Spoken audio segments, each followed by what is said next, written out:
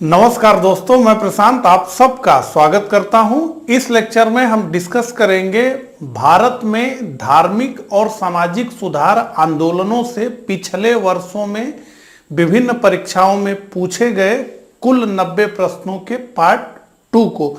तो चलिए इस लेक्चर की शुरुआत करते हैं और प्रश्नों पे आए उससे पहले मैं आपको बताना चाहूंगा कि हमने आरओ एआरओ प्रीलिम्स और मेंस की तैयारी के लिए एक कंबाइंड बैच बनाया हुआ है, जिसमें आपको मिलता है वीडियो लेक्चर्स प्लस पीडीएफ और साथ ही साथ टेस्ट सीरीज। तो समुचित तरीके से व्यवस्थित तैयारी करने के लिए और एकदम शुरुआत से तैयारी करने के लिए ये जो हमारा कोर्स है ये बहुत हेल्पफुल है।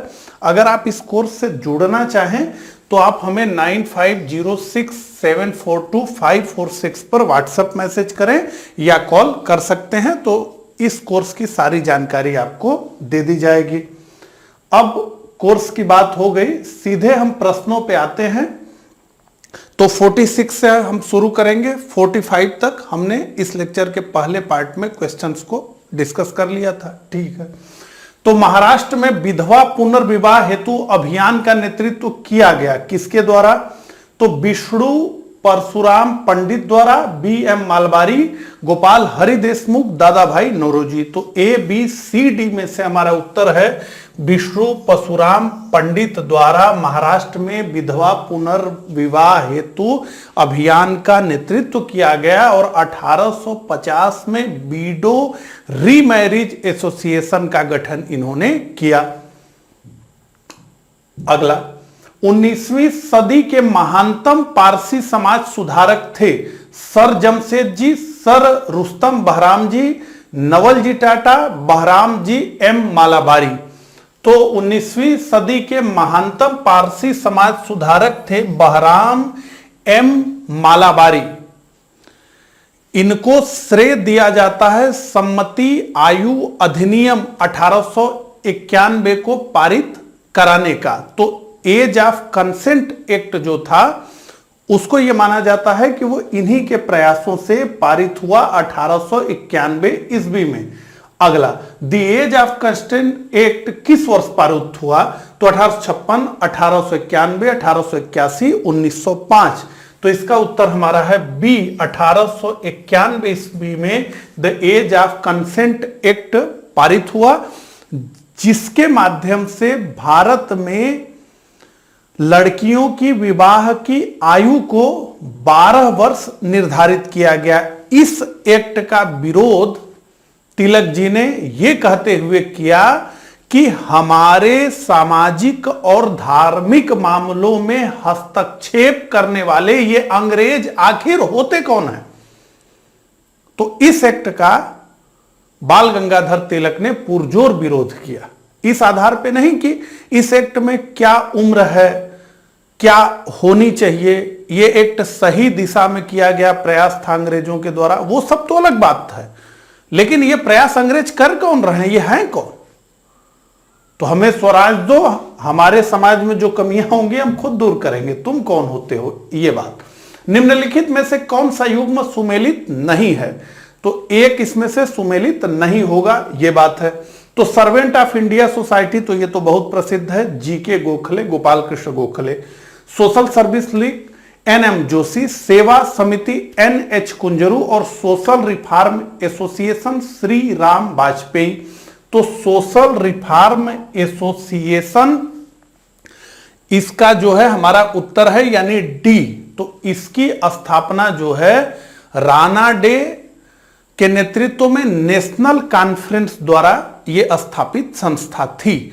तो 49 का हमारा उत्तर D, social reform association Shri Ram Vajpayee, ये सही सुमेलित नहीं है।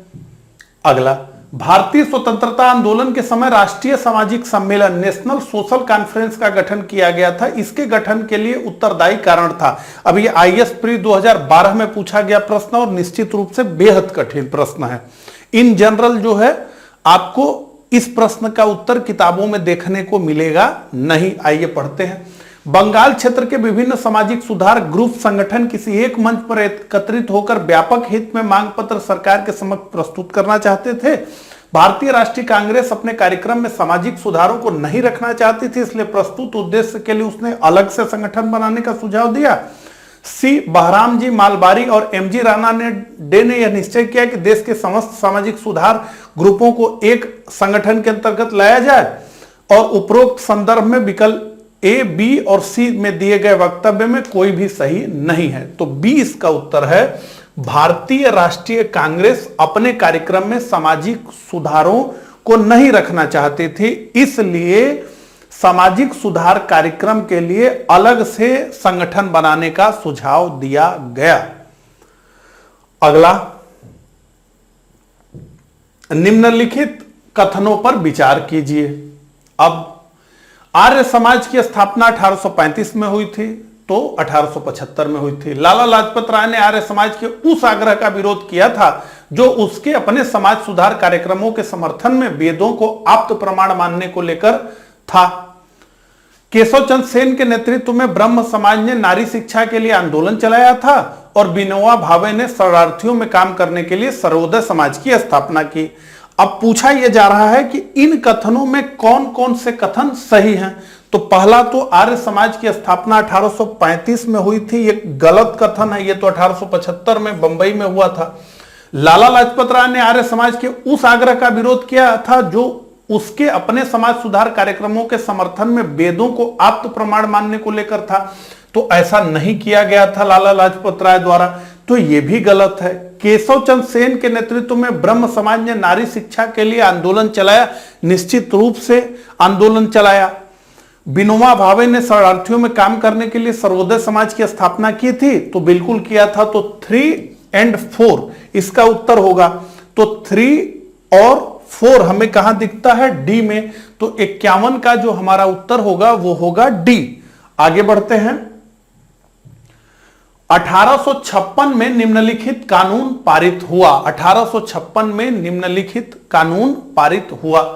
धार्मिक असुविधा कानून, जिसे लेक्सी लोकी कानून कहते हैं, सती निषेध रेगुलेशन, हिंदू विधवा पुनर्विवाह कानून और राज्य हड़पने का सिद्धांत। तो अपने उत्तर का चयन निम्नांकित कूटों से करना है। यूपी पीसीएस प्री 2001 और एमपी पीसीएस प्री 2019, यानी एकदम लेटेस्ट में यह पूछा गया है।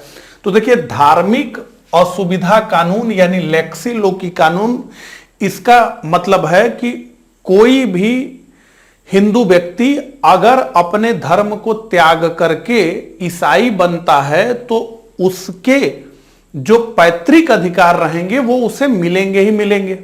इससे पहले था कि जिस व्यक्ति ने अपने धर्म का त्याग कर दिया उसके संपत्ति के जो पैतृक राइट्स थे उसके वो खत्म हो जाते थे, वो संपत्ति से बेदखल हो जाता था। तो इस कानून के तहत क्या किया गया कि यह कहा गया कि कोई भी व्यक्ति अगर धर्म का परिवर्तन करता है तो वो अपने संपत्ति से बेदखल नहीं होगा। तो एक तो यह कानून, और दूसरा हिंदू विधवा पुनर्विवाह कानून, जो कि ईश्वर चंद्र विद्यासागर के प्रयासों से पारित हुआ। तो 1 और 3 इसका उत्तर है, यानी बी इसका उत्तर है। सती निषेध रेगुलेशन तो हम जानते हैं कि बहुत पहले ही 1829 में, और राज्य हड़पने का सिद्धांत, जिसे डॉक्ट्रिन ऑफ लैप्स कहा गया, क्षय का या व्यक्तिगत का सिद्धांत कहा गया, वो तो डलहौजी के समय में 48 में आया। ठीक है, तो बी इसका उत्तर है, धार्मिक असुविधा कानून और हिंदू विधवा पुनर्विवाह कानून। आगे बढ़ते हैं। पश्चिमी भारत के डी.के. कर्वे का नाम निम्नलिखित में से किस संदर्भ में आता है? सती प्रथा, बाल शिशु हत्या, स्त्री शिक्षा, विधवा पुनर्विवाह। तो सती प्रथा, बाल शिशु हत्या, स्त्री शिक्षा, विधवा पुनर्विवाह।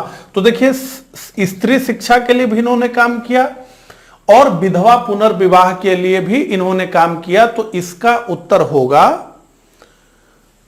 सी और डी दोनों। तो डॉक्टर कर्वे और महागोविंद राणा डे ने मिलकर के विधवा पुनर्विवाह आंदोलन चलाया और 1916 में डी.के. कर्वे के प्रयासों से भारत में पहले महिला विश्वविद्यालय की स्थापना हुई। तो ये दोनों से जुड़े हुए हैं डीके कर्वे। आगे, निम्नलिखित में से किसने प्रमुख रूप से विधवा पुनर्विवाह के लिए संघर्ष किया और उसे कानूनी रूप से वैध बनाने में सफलता प्राप्त की? Annie Besant, Ishwar Chandra Vidyasagar, M G Ranade, Raja Rammohan Roy. तो विधवा पुनर्विवाह से जुड़ा सबसे बड़ा नाम ईश्वर चंद्र विद्यासागर का है। तो इसका उत्तर है बी, ईश्वर चंद्र विद्यासागर। अगला, 1843 के एक्ट भी ने किस बात को गैर कानूनी बना दिया? तो 1843 के एक्ट के 5वें क्लाज ने किस बात को गैर कानूनी बना दिया? तो बाल विवाह को, शिशु हत्या को, सती को, गुलामी को। तो 1833 का जो चार्टर्ड आया था उसमें सर्वप्रथम यह बात कही गई थी कि भारत से स्लेवरी को एबलिश करना है, उसे हटाना है। फाइनली जो है लॉर्ड एलन बेरो के समय में 1843 के 5वें एक्ट के माध्यम से गुलामी को भारत से समाप्त किया गया। तो डी इसका उत्तर है। अगला, निम्नलिखित में से किसने 1872 में नेटिव मैरिज एक्ट को पारित कराने में महत्वपूर्ण भूमिका निभाई थी? देवेंद्रनाथ टैगोर ने, ईश्वर चंद्र विद्यासागर ने, केशव चंद्र सेन ने, श्यामचंद्र दास ने। तो केशव चंद्र सेन ने 1872 में जो नेटिव मैरिज एक्ट पारित हुआ उसे पारित कराने में अपनी महत्वपूर्ण भूमिका निभाई थी। और इस नेटिव मैरिज एक्ट के माध्यम से लड़कियों के विवाह करने की उम्र को 14 वर्ष और लड़कों के विवाह करने की उम्र को 18 वर्ष निश्चित कर दिया गया। हालांकि जिस केशव चंद्र सेन ने बाल विवाह का विरोध किया था और जिनके प्रयासों से 1872 का नेटिव मैरिज एक्ट पारित हुआ था, उन केशव चंद ने, जो कि बहुत बड़े नाम थे ब्रह्म समाज और फिर भारतीय ब्रह्म समाज में, और इनसे बहुत सारे लोगों ने इस जमाने में प्रेरणा ली। इन्होंने जीवन भर में जो कमाया था उसे केवल 1 घंटा, मतलब एक घटना से इन्होंने गंवा दिया। तो कूच बिहार के राजा से इन्होंने अपनी पुत्री का विवाह कर दिया। तो ये कहीं मिलता है लिखा हुआ कि कूच बिहार के राजा से जब इनकी पुत्री का विवाह हुआ तो इनकी पुत्री का उम्र 12 वर्ष थी और कहीं मिलता है कि 13 वर्ष थी। कहने का मतलब है कि 14 वर्ष से कम थी। यानी नेटिव मैरिज एक्ट जो इन्हीं के प्रयासों से पारित हुआ उसको इन्होंने धत्ता बता दिया। सबको ये कहते रहे कि बाल विवाह नहीं करना है, लेकिन अपनी ही पुत्री का विवाह इन्होंने कूच बिहार के राजा से कर दिया, जबकि वो 14 वर्ष से कम आयु की थी। इससे इन्होंने पूरी जीवन में जो प्रतिष्ठा कमाई थी वो एक बार ही में ही इन्होंने गंवा दिया और इसके बाद जो है इनका बहुत उल्लेख नहीं मिलता है वो उस विवाह के बाद। अगला, बाल विवाह प्रथा को नियंत्रित करने हेतु 1872 के सिविल मैरिज एक्ट ने लड़कियों के विवाह की न्यूनतम उम्र निर्धारित किया। तो यही है, नेटिव मैरिज एक्ट की बात हो रही है।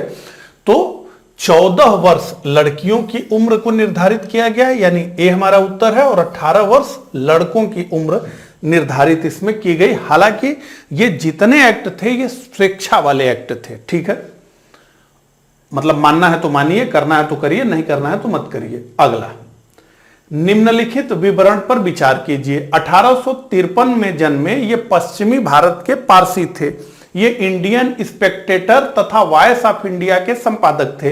ये एक समाज सुधारक थे और सम्मति आयु अधिनियम 1891 के पक्ष में प्रमुख संघर्ष करता थे। अब निश्चित रूप से आपको नाम पता हो गया होगा, दादा भाई नौरोजी, B.M. मालबारी, B.P. बाडिया, नौरोजी, फरदौन जी। तो B.M. मालबारी इसका उत्तर है। हमने आगे इनके बारे में बात की ही थी। आगे बढ़ते हैं। शारदा अधिनियम संबंधित था बाल विवाह प्रतिबंध से, अंतरजातीय विवाह प्रतिबंध से, विधवा विवाह प्रतिबंध से, जनजातीय विवाह प्रतिबंध से। तो शारदा अधिनियम हरबिलास शारदा के प्रयासों से पारित हुआ था 19 1929 में। तो हरबिलास शारदा के नाम के कारण इसे शारदा अधिनियम कहा गया और शारदा अधिनियम के द्वारा बाल विवाह को प्रतिबंधित किया गया था और लड़कियों के विवाह करने की आयु को 14 वर्ष और लड़कों के विवाह करने की आयु को 18 वर्ष निर्धारित किया गया था इस अधिनियम के माध्यम से। तो 59 का जो हमारा उत्तर है वो है ए। अगला, शारदा अधिनियम के अंतर्गत लड़कियों एवं लड़कों के विवाह की न्यूनतम आयु क्रमशः कितनी निर्धारित की गई थी? वही प्रश्न है। 12 और 16, 14 एवं 18, 15 एवं 21, 16 एवं 22। आप देखिए यूपी पीसीएस प्री 12 में पूछा गया और आरओ एआरओ 13 में पूछा गया। तो इस तरीके से प्रश्न कैसे जो है रिपीट करते हैं। तो 14 एवं 18 इसका उत्तर है। 14 वर्ष और 18 वर्ष यानी 20 का उत्तर है। अगला, थियोसॉफिकल सोसाइटी की स्थापना किसने की थी? मैडम एचपी ब्लॉट्स्की ने, राजा राममोहन राय ने, महात्मा गांधी ने, स्वामी विवेकानंद। तो ए इसका उत्तर है मैडम एचपी ब्लॉट्स्की। ये रूसी महिला थी और इन्होंने एक अमेरिकी सैन्य अधिकारी कर्नल आलकाट के साथ मिलकर के 1875 में न्यूयॉर्क में थियोसॉफिकल सोसाइटी की स्थापना की थी। फाइनली 1882 में थियोसॉफिकल सोसाइटी का मुख्यालय मद्रास में एक जगह है अडयार, वहां पर बना और आज भी अडयार ही थियोसॉफिकल सोसाइटी का अंतर्राष्ट्रीय मुख्यालय है। बाद में इससे एनी बेसेंट जुड़ी। तो भारत में थियोसॉफिकल सोसाइटी की सफलता मुख्यतः थी किनके प्रयासों से? एनी बेसेंट के कारण, कर्नल एच.एस. आलकाट के कारण, सर विलियम क्रुक के कारण, एम मालवीय के कारण। तो निश्चित रूप से थियोसॉफिकल सोसाइटी का जैसे ही भारत में नाम लिया जाता है वैसे ही एक नाम तुरंत दिमाग में आता है और वो नाम है एनी बेसेंट का, जो कि कांग्रेस की प्रथम महिला अध्यक्षा थी। तो 1889 में इन्होंने थियोसॉफिकल सोसाइटी की सदस्यता ली और फाइनली 1893 में ये भारत इनका आगमन हुआ और उसके बाद तो आप इनके बारे में जानते ही हैं। अगला, निम्नलिखित युग्मों में से कौन सुमेलित नहीं है? तो राजा राममोहन राय, ब्रह्म समाज, स्वामी दयानंद सरस्वती, आर्य समाज, ये दोनों सुमेलित हैं। स्वामी विवेकानंद, रामकृष्ण मिशन, ये भी सुमेलित है। महादेव गोविंद रानाडे थियोसॉफिकल सोसाइटी, असल में ये सुमेलित नहीं है। प्रार्थना समाज से जुड़ा हुआ नाम है महादेव गोविंद रानाडे का। तो थियोसॉफिकल सोसाइटी से तो एनी बेसेंट जुड़ी थी। तो डी हमारा उत्तर है। अगला, निम्न में से कौन सुमेल नहीं है? फिर सुमेलन का प्रश्न है। थियोसॉफिकल सोसाइटी तो एनी बेसेंट सुमेलित है। रामकृष्ण मिशन, रामकृष्ण परमहंस, ये सुमेलित नहीं है क्योंकि रामकृष्ण स्वामी विवेकानंद के गुरु थे और स्वामी विवेकानंद ने अपने गुरु के नाम से रामकृष्ण मिशन की शुरुआत की। तो इसके स्थापक रामकृष्ण मिशन के संस्थापक थे स्वामी विवेकानंद। तो बी हमारा उत्तर है। ब्रह्म समाज राजा राममोहन राय और Arya Samaj Dayanand Saraswati, theosophical society Annie Besant, ये तीनों के तीनों सही सुमेलित हैं। आगे बढ़ते हैं। निम्नलिखित में से कौन एक सुमेलित नहीं है? तो प्रार्थना समाज डॉक्टर आत्माराम पांडुरंग, आत्मीय सभा देवेंद्रनाथ टैगोर, ये सही सुमेलित नहीं है। आत्मीय सभा राजा राममोहन राय, भारतीय ब्रह्म समाज केशव चंद्र सेन और राधा स्वामी सत्संग तुलसी राम, तो ये सब जो है सुमेलित हैं। आत्मीय सभा देवेंद्रनाथ टैगोर ये सुमेलित नहीं है। देवेंद्रनाथ टैगोर ब्रह्म समाज से जुड़े रहे और इन्होंने तत्वबोधनी सभा की स्थापना की थी। ठीक है, तो आत्मीय सभा देवेंद्रनाथ टैगोर ये सुमेलित नहीं है। अगला, सूची 1 को सूची 2 से सुमेलित कीजिए। तो ब्रह्म समाज, मानव धर्म सभा, आर्य समाज, नदवा उल उलमा। तो देखिए ब्रह्म समाज बड़ा नाम है, राजा राममोहन राय ने इसे स्थापित किया था। तो निश्चित रूप से यह कलकत्ता, ठीक है। देखिए, जब एकदम एग्जैक्ट ना पता हो तो इस तरह के प्रश्नों में कैसे दिमाग लगाया जाता है, यही मैं सिखाने का आपको प्रयास करता हूं। ठीक है, तो ब्रह्म समाज कलकत्ता, यानी ए का 3, तो ए का 3 हमें कहां कहां दिख रहा है, सी और डी में दिख रहा है, यानी ए इसका उत्तर नहीं है और बी नहीं उत्तर है। तो हमने एक सूचना के आधार पे 4 को 2 में परिवर्तित कर दिया। आर्य समाज चूंकि महत्वपूर्ण संगठन है, इसकी स्थापना बंबई में की गई और बाद में ये लाहौर इसका मुख्यालय चला गया। तो आर्य समाज बंबई है, तो सी का 1 होगा। सी का 1 हमें कहां दिख रहा है, केवल डी में दिख रहा है, तो डी इसका उत्तर है। या अगर आप देखें जो है नदवा उल उलमा, तो ये लखनऊ है, तो डी का 4। अगर डी का 4 आपको पता हो तब भी आप देखें डी का 4 केवल डी में है, तो डी इसका उत्तर है। आगे बढ़ते हैं। निम्नलिखित में से किस समाज सुधारक ने 1826 के जूरी अधिनियम का घोर विरोध किया? ईश्वर चंद्र विद्यासागर, राजा राम मोहन राय, महादेव गोविंद रानाडे और राजनारायण बसु। तो इसका उत्तर है बी, राजा राम मोहन राय ने 1826 के जूरी अधिनियम का घोर विरोध किया। इस जूरी अधिनियम में यह प्रावधान था कि किसी भी ईसाई व्यक्ति का मुकदमा, चाहे वो यूरोपीय ईसाई हो या भारतीय ईसाई हो, कोई भी हिंदू या मुस्लिम जज नहीं सुन सकता है। यानी हिंदू और मुस्लिम जज के न्यायालय में किसी भी ईसाई का, चाहे वो भारतीय हो चाहे यूरोपीय हो, मुकदमा नहीं चलाया जा सकता। लेकिन कोई ईसाई जज हिंदू और मुस्लिम के मुकदमे को सुन सकता है। यानी किसी भी ईसाई जज के अदालत में हिंदू और मुस्लिम जज का मुकदमा चलाया जा सकता है, चाहे वो ईसाई यूरोपीय हो चाहे वो भारतीय हो। तो धार्मिक आधार पर इस भेदभाव का बहुत तीव्र स्वर में राजा राम मोहन राय ने विरोध किया। तो 1826 के जूरी अधिनियम का घोर विरोध राजा राम मोहन राय ने किया। अब सुमेलन का एक प्रश्न और आ गया। प्रार्थना समाज, Ramakrishna mission, Satyashodhak Samaj, Mohammedan Anglo oriental college. हालांकि ये ऑप्शन बहुत आसान दिए गए हैं, लेकिन फिर भी हम प्रयास करते हैं एक ही। तो अगर आप इन तीनों नामों से अलग कोई नाम खोजना चाहें, दिमाग हमेशा नई चीजों को ज्यादा अच्छी तरीके से याद रखता है। तो Mohammedan Anglo oriental college Aligarh, अक्सर ये चर्चा में भी रहता है। सर सैयद अहमद का भी नाम चर्चा में रहता है। तो अगर डी का 3 है तो हम देखें क्या हमें उत्तर मिल रहा है। तो देखिए डी का 3 आपको पता है तो उत्तर मिल गया आपको। इसका उत्तर है सी। डी का 3 अगर आपको पता है तो आपने उत्तर प्राप्त कर लिया है। देखिए, या फिर सत्य शोधक समाज से हम शुरू करें तो सत्य शोधक समाज ज्योतिबा फुले, यानी सी का 4। सी का 4 हमें कहां दिख रहा है, केवल सी में दिख रहा है। फिर भी उत्तर आपको मिल गया। तो यह आसान प्रश्न था, लेकिन जो कठिन प्रश्न है उसमें भी ये टेक्निक काम करती है। अगर आपने पिछले क्वेश्चन की सीरीज को देखा हो तो इस बात को आप जानते हैं। अगला, निम्नलिखित में से कौन एक सही सुमेलित है? भारतीय ब्रह्म समाज, राजा राम मोहन राय, तत्वबोधनी सभा, केशव चंद्र सेन, सत्य शोधक समाज, देवेंद्रनाथ टैगोर। तो भारतीय ब्रह्म समाज केशव चंद्र सेन, राजा राम मोहन राय नहीं, ये तो ब्रह्म समाज के संस्थापक थे। तत्वबोधनी सभा देवेंद्रनाथ टैगोर, सत्य शोधक समाज ज्योतिबा फुले। तो the servant of India society Gopal Krishna Gokhale, यही जो है सही सुमेलित है। बाकी तीनों के तीनों सही सुमेलित नहीं है। तो 1905 में इसकी स्थापना गोपाल कृष्ण गोखले ने की थी। भारत सेवक संघ या मंडल।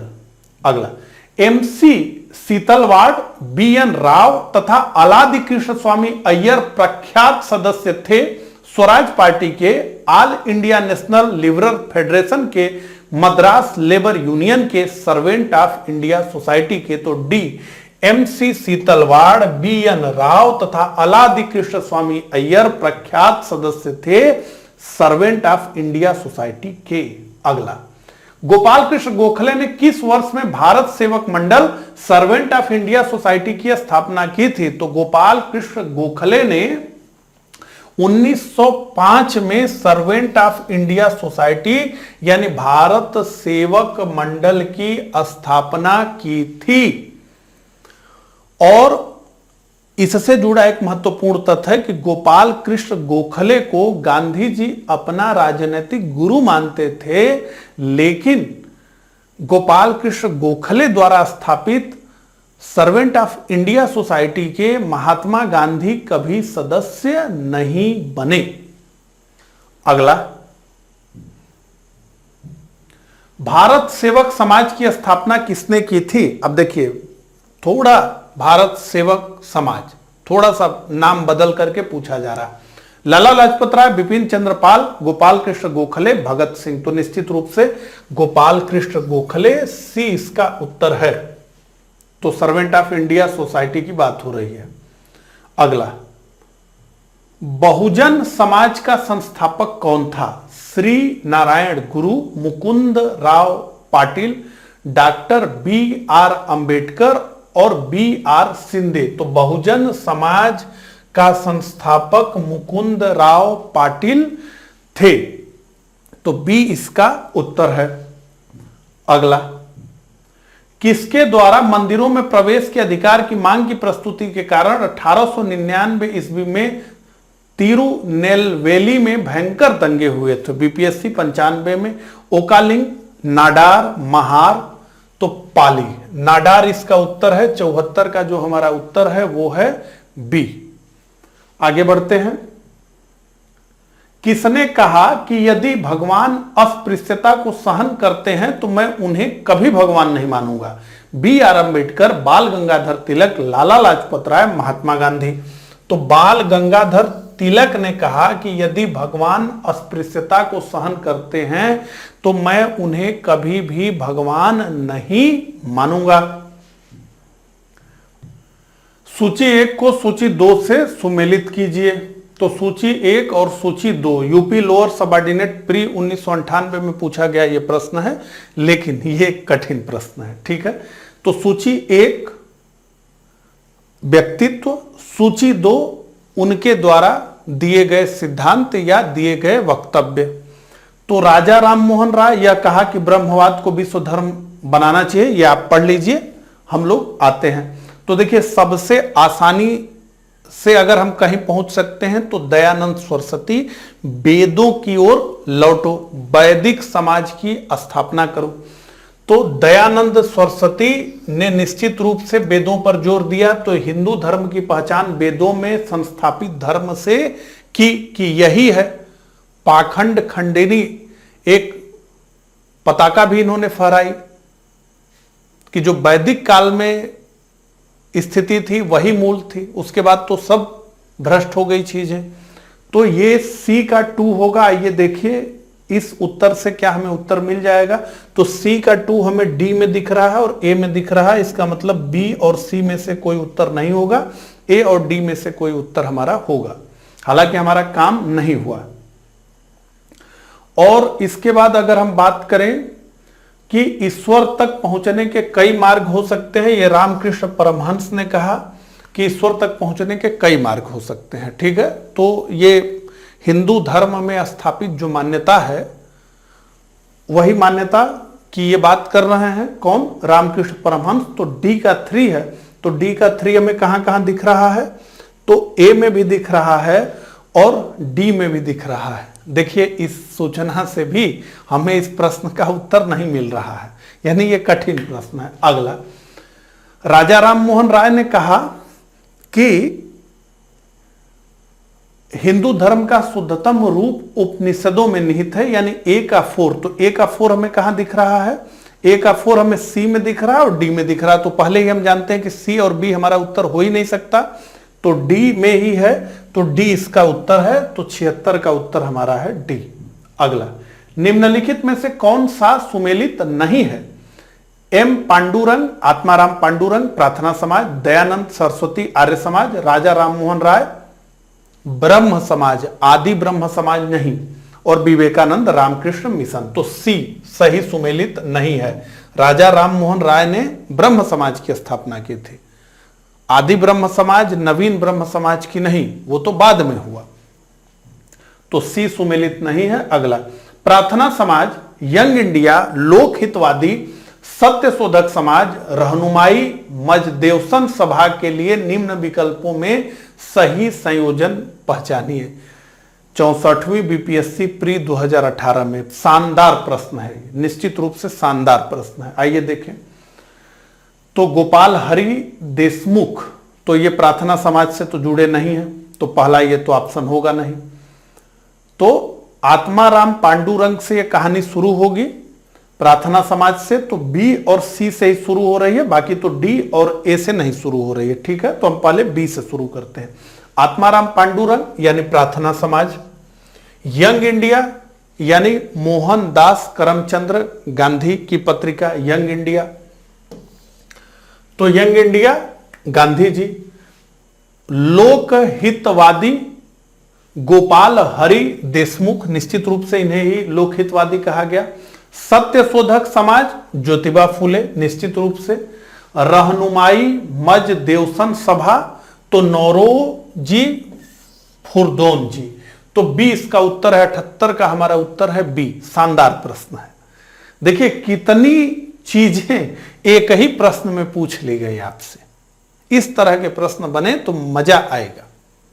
देखिए बहुत सारी चीजें आपसे एक साथ पूछी गई, किसी की उपाधि पूछी गई, कोई संगठन के संस्थापक का नाम पूछा गया, किसी के द्वारा निकाली गई पत्रिका का नाम पूछा गया, और सत्य शोधक समाज और रहनुमाई मजदेवसन सभा के संस्थापकों का नाम पूछा गया। अगला, निम्नलिखित समाज सुधारकों में से कौन संस्कृत भाषा में प्रवीणता के लिए जाना जाता है? दयानंद सरस्वती, ईश्वरचंद्र विद्यासागर, राजा राम मोहन राय और उपरोक्त सभी।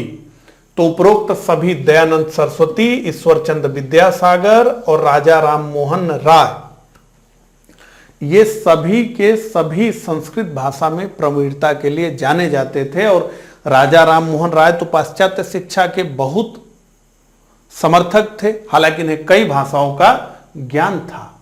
अगला, निम्नलिखित कथनों को ध्यानपूर्वक पढ़िए। ब्रह्म समाज एकेश्वरवाद का समर्थन करता था। आर्य समाज ने शिक्षा के विकास में योगदान दिया। रामकृष्ण मिशन की स्थापना स्वामी विवेकानंद ने किया। पूछा जा रहा है कि उत्तर निम्न कूटों के आधार पर दीजिए। 1, 2 और 3 सही है, तो निश्चित रूप से इससे आगे पढ़ने की जरूरत नहीं है। 1, 2 और 3 सही है। ब्रह्म समाज एकेश्वरवाद का ही समर्थन करता था। आर्य समाज ने शिक्षा के विकास में काफी काम किया, बहुत सारे डीएवी खोले गए। रामकृष्ण मिशन की स्थापना स्वामी विवेकानंद ने की, यह भी सही है। तो ए हमारा उत्तर है 1, 2 एवं 3। अगला, ब्रह्म समाज, रामकृष्ण मिशन और आर्य समाज में क्या समानता थी? ब्रह्म समाज, रामकृष्ण मिशन और आर्य समाज में क्या समानता थी? तीनों ही राजनीतिक उद्देश्यों के लिए नहीं बने, लेकिन तीनों ने ही देशभक्ति की भावना के विकास में सहायता दी। तीनों ही संगठनों का प्रादुर्भाव बंगाल में हुआ, तो यह तो नहीं सही है। ब्रह्म समाज बंगाल में, रामकृष्ण मिशन बंगाल में, लेकिन आर्य समाज तो बंबई में। तीनों ही संगठनों के संस्थापकों की शिक्षा इंग्लैंड में हुई थी, तो तीनों के तीनों संस्थापकों की शिक्षा इंग्लैंड में नहीं हुई थी, किसी एक की भी नहीं हुई थी। तीनों ही संगठनों के संस्थापकों ने राजनीति में सक्रिय भाग लिया, तो किसी एक ने भी राजनीति में सक्रिय भाग नहीं लिया। तो केवल एक ही बचता है, तीनों ही राजनीतिक उद्देश्य के लिए बने, लेकिन तीनों ने ही देशभक्ति की भावना के विकास में सहायता दी। तो राजनीतिक उद्देश्य के लिए नहीं बने होने के कारण तीनों ने ही नहीं बने थे राजनीतिक उद्देश्य के लिए, लेकिन तीनों ने ही देशभक्ति की भावना के विकास में सहायता दी। और स्वामी दयानंद सरस्वती ने तो इस क्षेत्र में बहुत काम किया, स्वदेशी की बात की, स्वराज की बात किया, एक भाषा भारत में हो उसकी बात इन्होंने की, भारतीय श्रेष्ठता से भारतीयों को अवगत कराया। स्वामी विवेकानंद जी ने भी इस क्षेत्र में बहुत सारे काम किए, और एक बार उन्होंने कहा भी कि अब 50 वर्षों तक हमें किसी देवता की पूजा के स्थान पर जो है मातृभूमि के लिए काम करना चाहिए। तो ये सारी बातें, तो ए इसका उत्तर है 81 का हमारा। अगला, इनमें से कौन सा कथन सही नहीं है? डॉक्टर एनी बेसेंट थियोसोफिस्ट थी, बिल्कुल थी। थियोसोफिकल सोसाइटी का अंतर्राष्ट्रीय मुख्यालय मद्रास में है, निश्चित है, अडयार मद्रास में। स्वामी दयानंद सरस्वती ने आर्य समाज की स्थापना की, बिल्कुल की। महात्मा गांधी का जन्म गांधीनगर में हुआ, गलत है। महात्मा गांधी का जन्म पोरबंदर गुजरात में हुआ, गांधीनगर में नहीं हुआ। अगला, निम्नलिखित युग्मों पर विचार कीजिए। अखिल भारतीय अस्पृश्यता विरोधी लीग महात्मा गांधी, अखिल भारतीय किसान सभा स्वामी सहजानंद सरस्वती और आत्मसम्मान आंदोलन ईबी रामास्वामी नैयर। तो ये आईएएस प्री 2019 में पूछा गया है, एकदम लेटेस्ट प्रश्न है। तो केवल एक क्या पूछा जा रहा है, उपरोक्त में से कौन सा से युग्म सही सुमेलित हैं? तो डी इसका उत्तर है 1, 2 एंड 3। तो अखिल भारतीय अस्पृश्यता विरोधी लीग की स्थापना महात्मा गांधी ने की थी और यही अखिल भारतीय अस्पृश्यता विरोधी लीग का नाम परिवर्तित करके बाद में कर दिया गया हरिजन सेवक संघ। और अखिल भारतीय किसान सभा स्वामी सहजानंद इसके अध्यक्ष थे और एन.जी. रंगा महासचिव थे। और आत्मसम्मान आंदोलन ईबी रामास्वामी नायकर के नेतृत्व में तमिलनाडु में प्रारंभ हुआ था। अगला, निम्नलिखित में से कौन सा सुमेलित नहीं है? यंग बंगाल आंदोलन, Henry Vivian Derozio, Bahishkrit Hitkarini, Jyotiba Phule, theosophical society, colonel Olcott, United Indian patriotic association, Syed Ahmed Khan. पूछा क्या जा रहा है, कौन सुमेलित नहीं है? तो यंग बंगाल आंदोलन, हेनरी बिबियन डेरोजियो, ये तो काफी प्रसिद्ध है। थियोसॉफिकल सोसाइटी, कर्नल आलकाट, तो कर्नल आलकाट ने मैडम ब्लॉट्स्की के साथ मिलकर के इसकी स्थापना की थी, तो यह भी है सम्मिलित। United Indian patriotic association, sir Syed Ahmed Khan ने कांग्रेस के विरोध में सरकार की राजभक्ति के लिए इस संगठन की स्थापना की थी, तो यह भी सुमेलित है। बहिष्कृत हितकारिणी की स्थापना ज्योतिबा फुले ने नहीं की थी, इन्होंने सत्य शोधक समाज की स्थापना की थी। बहिष्कृत हितकारिणी की स्थापना डॉक्टर अंबेडकर ने किया था। तो बी इसका हमारा उत्तर है। अगला, नवबोधवाद के प्रतिपादक कौन है? राधा कृष्णन, टैगोर, डॉक्टर अंबेडकर, विवेकानंद। तो नवबोधवाद के प्रतिपादक हैं डॉक्टर अंबेडकर। तो ये जो दलित बौद्ध आंदोलन चला, डॉक्टर भीमराव अंबेडकर ने बौद्ध धर्म अपना लिया था, तो जो दलित बौद्ध धर्म आंदोलन चला भारत में, उसे ही नवबोधवाद कहा गया और उसके प्रतिपादक डॉक्टर अंबेडकर, यानी सी हमारा उत्तर है। अगला, दार उल उलूम की स्थापना की थी मौलाना शिबली नुमानी ने, मौलाना हुसैन अहमद ने, मौलवी अब्दुल्ला चक्रलवी ने और मोहम्मद अहमद रिजा खान ने। तो किसने की थी स्थापना दारुल उल उलूम की? तो मौलाना शिबली नुमानी ने इसकी स्थापना की थी। 86 का हमारा उत्तर है ए। आगे बढ़ते हैं। देवबंद आंदोलन यूपी संयुक्त प्रांत में किस वर्ष प्रारंभ हुआ था? 1900 ईस्वी में, 1888 ईस्वी में, 1885 ईस्वी में, 1866 ईस्वी में। तो देवबंद आंदोलन संयुक्त प्रांत यूनाइटेड प्रोविंस में 1866 ईस्वी में प्रारंभ हुआ था। तो 87 का जो हमारा उत्तर होगा वो होगा डी। आगे बढ़ते हैं। 1924 का बंगाल का तारकेश्वर आंदोलन निम्न में से किसके विरुद्ध था? मंदिरों में भ्रष्टाचार, हिंसा, राजनीतिक नेताओं की गिरफ्तारी और सांप्रदायिकता। तो मंदिरों में भ्रष्टाचार। तो तारकेश्वर शिव मंदिर के महंत पर यह आरोप लगाया गया कि वो एक स्त्री के साथ अवैध संबंध में है, साथ ही साथ उन्होंने बड़े पैमाने पे धन का गबन किया है। तो भ्रष्टाचार के विरुद्ध मंदिर में जो चल रहा था, उसके विरुद्ध यह तारकेश्वर आंदोलन 1924 में बंगाल में चला।